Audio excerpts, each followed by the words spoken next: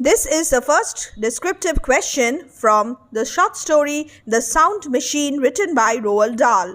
Question number 1. The sound machine combines science fiction and environment in a unique way, discussed with close reference to the text. We have two aspects here, the science fiction and environment, and the integration of the two in a unique way. Let us now read the answer.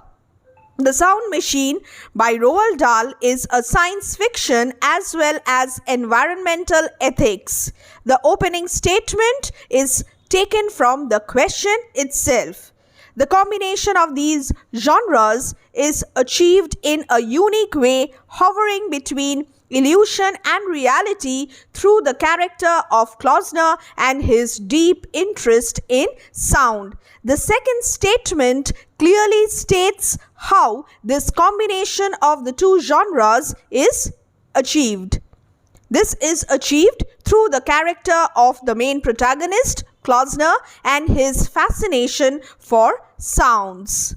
And there is this element of illusion and reality in the short story, and this is very, very significant in case of a science fiction. You need to mention the theme of illusion and reality in your answer. The introduction has already partially answered the question. Now, I need to discuss my point of view with close reference to the text. Let us read the next paragraph. Klosner works upon his invention. Since this is a science fiction, there is obviously an invention or some kind of a discovery. Yes, Klosner works upon his invention, a sound machine with unwavering concentration.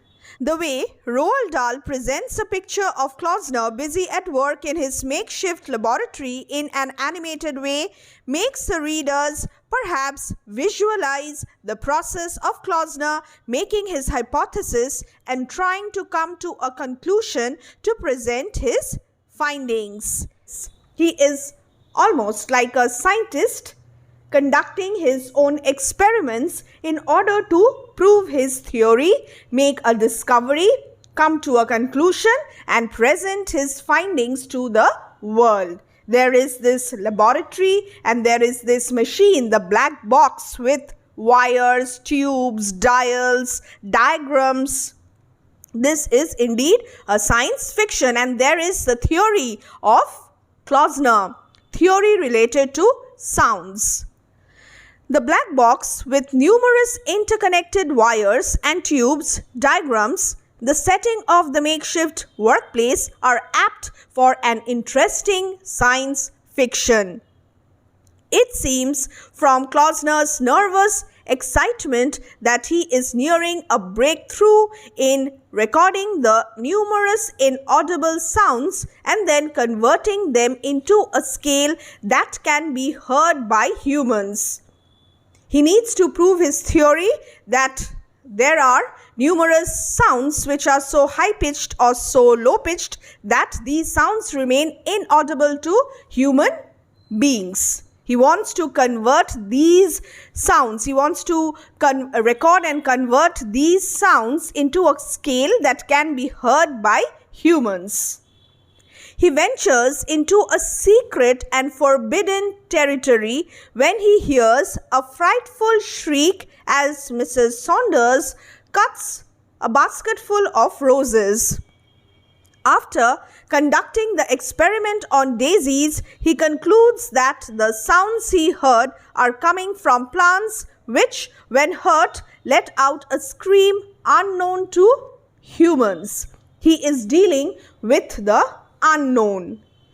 Again, as he strikes the beach with an axe, he hears a new sound, loudest at the moment the axe struck. He apologizes to the tree and feels relieved when iodine is painted to heal the wound. Thus, the story conveys the powerful message of our being mindful of our exploitation of nature. While the actions of Klosner may seem absurd, they are based on empathy which many individuals lack in relation to environment. This is very important, empathy and absurdity of Klosner's action. Actions of Klosner may seem absurd. He may appear to be an eccentric person. In fact, Mrs. Saunders finds him to be rather peculiar and somewhat crazy. Dr. Scott also does not attach too much importance to his theory of sound. But despite the apparent absurdity, Klosner's actions are based on empathy.